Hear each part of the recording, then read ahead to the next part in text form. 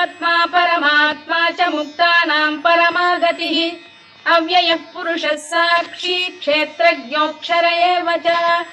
योगो योगविदां नेता प्रधानपुरुषेश्वरः नारसिंहवपुः श्रीमान् केशवः पुरुषोत्तमः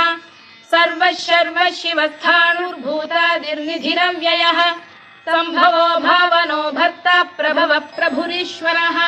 स्वयंभूः शम्भुरादित्यः पुष्कराक्षो महास्वनः अनादिनिधनो धाता विधाता धातुरुत्तमः अप्रमेयो ऋषिकेशः पद्मनाभोऽमरप्रभुः